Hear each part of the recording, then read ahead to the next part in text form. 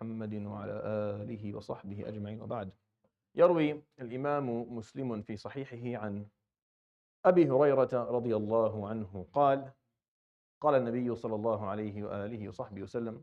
Hadith in any collection, Imam Muslim narrates by Abu Hurairah. The Prophet ﷺ in this hadith, within the theme of birr, which is what I'm going to be covering over the next number of weeks, birr al-walidain and salat al-rahim wa husn al-jiwar, and all of these ethics that are extremely important in our deen. And it's treating your parents and your neighbors and your relatives with excellence is what we're going to be kind of going through, and I'm going to try and shed light on this topic from different angles, and hopefully Allah help us, inshallah, achieve it.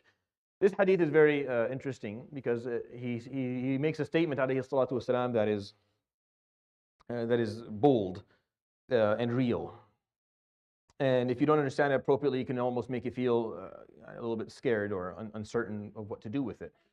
So this is what he said, alayhi salatu wasalam. قال لا يجزي ولد والده إلا أن يجده مملوكا فيشتريه فيعتقه. وفي لفظ آخر قال لا يجزي ولد والدا. So he said, alayhi salatu wasalam, there is no way for a son or a daughter, either or, to repay their parent, except if for them to find their parent enslaved, and for them to go and buy them out of slavery, to buy them, and then grant them their freedom. And then Abu Hurairah said in another narration, he said, alayhi salatu wasalam, لا يجزي ولد والدا. There is no way for a child, a son or a daughter, to repay their parent, period. He didn't put that exception that I talked about just a moment ago. He just said that. He said there's no way for you to ever pay back your parent.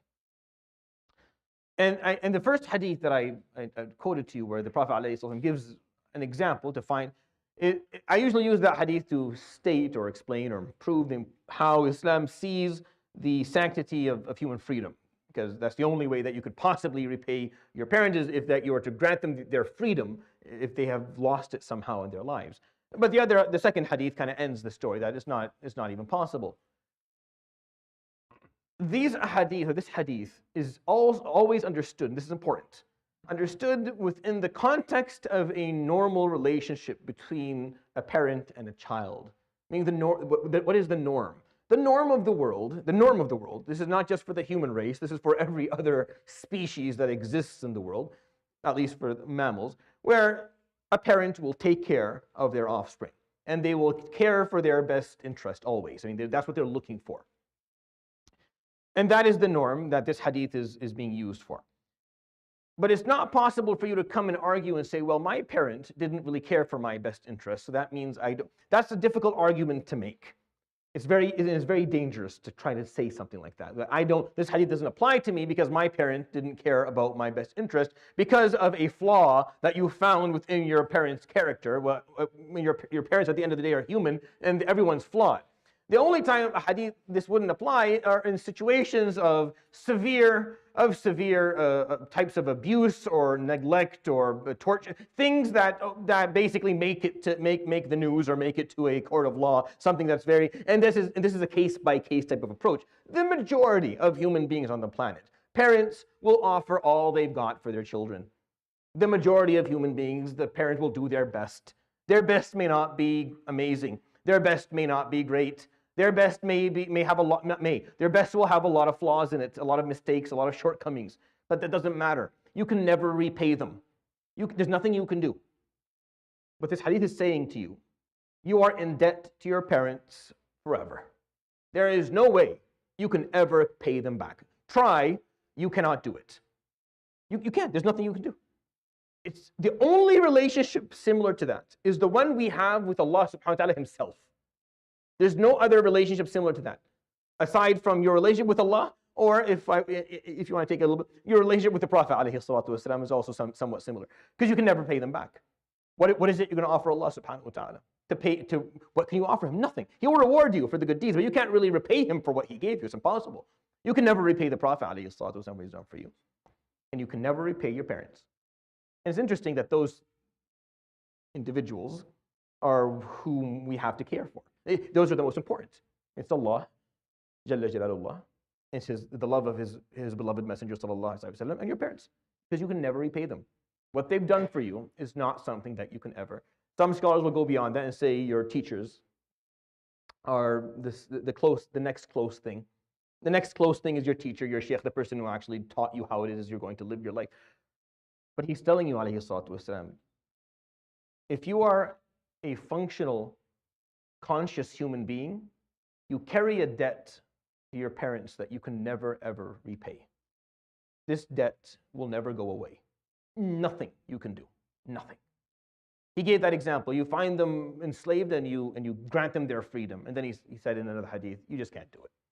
It's like alayhi salatu wasalam was thinking, how can I magnify this issue for you? So he gave that example. Find them enslaved and buy their freedom for them. And then he went back and said, La yajizi waladun walida. It's impossible. There's nothing you can do. Not even that. Not even that. It won't make up for it. Understanding that will allow you to approach this relationship with a certain mindset. It will allow you to approach this relationship with a certain mindset. I will talk about issues that can make this relationship a little bit tricky. But the mindset here is important. Where he tells you, alayhi salatu wasalam, are you alive? Yes, you carry a debt that can never be repaid to your parents. You can never repay them. And you only understand that, interestingly enough, when you have your own child. Once you have your own child, you understand, it's not possible. This type of relationship is just not something. There's no equivalent to it. There's no equivalent to it. Once a young man came to one of the scholars. The narration is Al-Hasan al-Basri, rahimahullah. But the story exists for a number of other scholars as well. So if you know it for another scholar, you would be correct as well. He came and he told the sheikh that I have been caring for my elderly mother for the last 25 years. He said, for the first 25 years, she took care of me. And now I've been taking care of her because he was a late son. You know, she gave birth to him a little bit later in life. And I've been caring for her for 25 years. Is this equivalent? And his answer, there's a lot of ways to answer this question, but his answer is beautiful. This is what he said. He told him, رَعَيْتَهَا وَأَنْتَ تَتَمَنَّى لَهَا الْمَوْتِ وَرَعَتْكَ وَهِيَ تَتَمَنَّى لَكَ الْحَيَاةِ. She took care of you, hoping for you to live. You're taking care of her, hoping that one day she'll die. So no. يروي الإمام مسلم في صحيحه عن أبي هريرة رضي الله عنه قال